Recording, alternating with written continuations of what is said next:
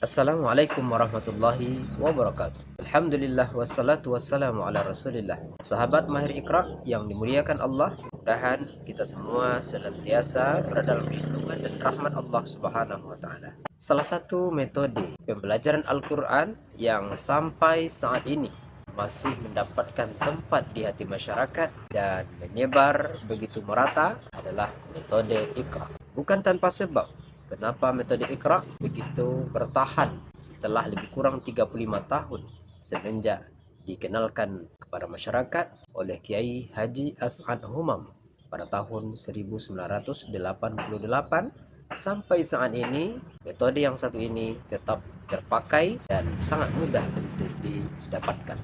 Pada video kali ini kita akan kupas mengenai poin-poin penting yang ada di dalam buku Iqra, mulai dari Iqra 1 sampai Iqra 6. Apa yang menyebabkan metode ini begitu digemari di tengah masyarakat dan juga oleh para asatiz atau guru-guru yang mengajarkan Al-Quran. Yang pertama, di dalam Iqra 1 mengenalkan huruf-huruf hijaiyah kepada peserta didiknya, dan uniknya dengan menggunakan harokat fathah, bukan dhammah, bukan kasrah. Pemilihan dari harokat fathah didasarkan pada kemudahan bagi semua kalangan untuk melafazkannya. Yang kedua, penting dalam Iqra 1 adalah mampu membedakan huruf-huruf yang memiliki kemiripan dari segi lafaz ataupun bunyinya. Dan yang ketiga, baru kemudian diadakan evaluasi belajar atau EBTA. Apakah peserta didik boleh melanjutkan ke jenjang berikutnya. Kemudian di Iqra 2, poin penting di sini adalah yang pertama, masih memperkenalkan huruf-huruf hijaiyah tetapi sudah bersambung, dan uniknya masih menggunakan harokat fathah atau harokat berbaris di atas. Dan yang kedua, di sini juga sudah diperkenalkan tanda panjang yang ditandai dengan adanya alif sesudah huruf dan juga baris tegak di atas. Yang ketiga, baru kemudian dilakukan evaluasi belajar atau EBTA. Lanjut kepada Iqra 3. Poin penting di Iqra 3 ini yang pertama, mengenalkan harokat.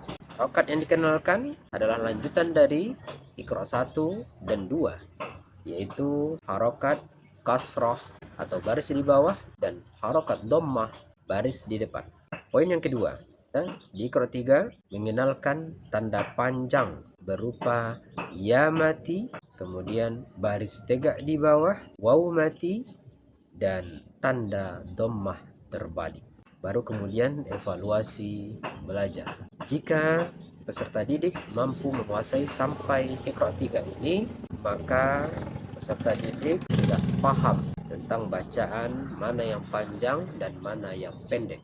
Kita masuk kepada Iqra 4. Pertama, dikenalkannya baris 2 atau tanwin, an, in, un. Poin kedua, mengenalkan cara membaca huruf berbaris sukun atau huruf berbaris mati. Yang ketiga, termasuk di dalamnya memperkenalkan qalqalah. Yang keempat, baru kemudian evaluasi belajar atau EBTA.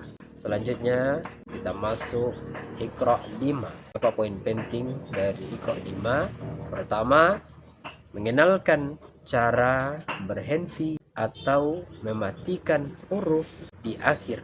Yang kedua, mengenalkan tanda panjang 5 harokat, baik dalam bentuk tunggal ataupun yang sesudahnya ada tanda tasydid. Yang ketiga, mengenalkan bacaan dengung dan bacaan tidak dengung. Keempat, mengenalkan huruf-huruf yang dibaca tebal atau tafkhim dan huruf yang dibaca tipis atau tarkib. Yang kelima, baru diadakan evaluasi belajar. Dan sampailah kepada Iqra 6. Di Iqra 6, poin pertama adalah menyempurnakan bacaan dengung, lanjutan daripada pelajaran pada Iqra 5. Dan termasuk juga dalam hal ini yaitu membaca dengan samar dan dengung atau yang biasa disebut dengan ikhfa. Yang kedua, poin pentingnya adalah mengenalkan tanda-tanda wakaf atau tanda-tanda berhenti dan bagaimana cara wakaf. Yang ketiga, mengenalkan cara baca atau membunyikan huruf-huruf muqatta'ah atau huruf-huruf potong di awal pembuka surah. Baru kemudian yang terakhir, evaluasi belajar untuk menilai apakah peserta didik ini layak untuk meneruskan ke jenjang berikutnya, yakni Al-Quran, atau belum.